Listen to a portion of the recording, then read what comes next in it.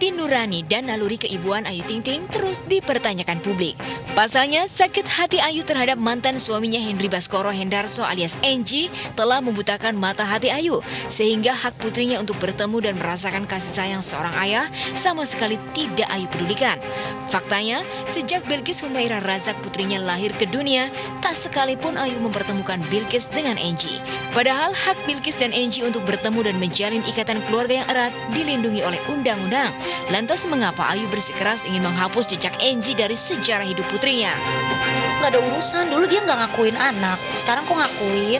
Jadi gak usah nyari gara-gara sama saya ya, Bapak ya. Setiap anak walaupun kondisi orang tuanya terpisah punya hak untuk bertemu langsung secara pribadi dan secara tetap dengan kedua orang tuanya, kemudian mendapatkan pengasuhan dari kedua orang tuanya secara tetap dan juga mendapatkan nafkah serta hak anak lainnya, termasuk untuk mengetahui orang tuanya kandung.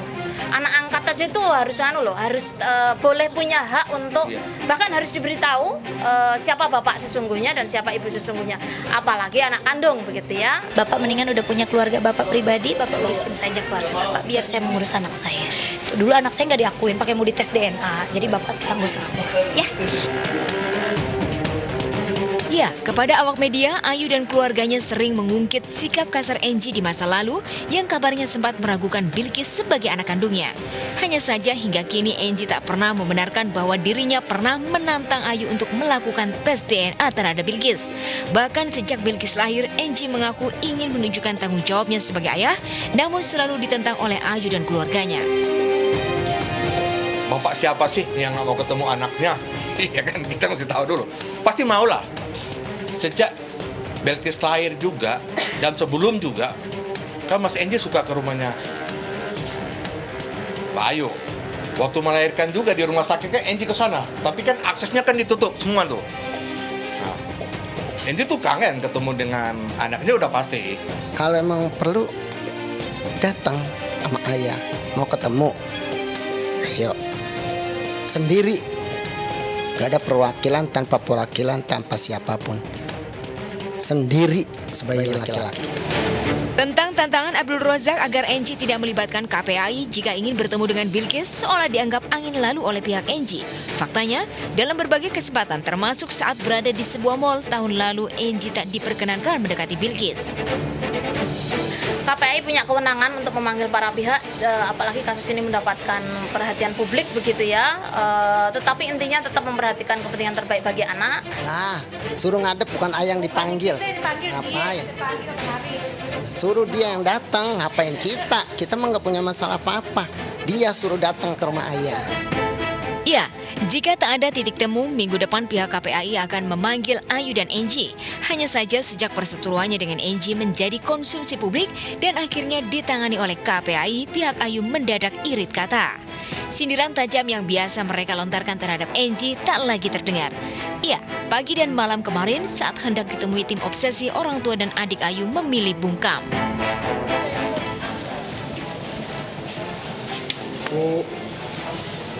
Umi.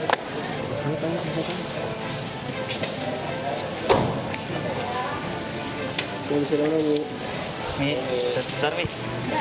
Mi, gimana Mi tanggapannya Mi soal Enji ngelaporin KPAI ini Mi? Mi, gimana sih Mi tanggapannya Mi? Apa dari pihak keluarga apa gimana Mi?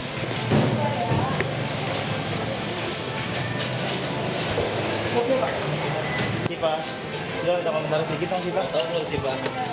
Sipa, kalau yang soal belajar gimana sih Pak? Katanya kamu adminnya gimana sih Pak?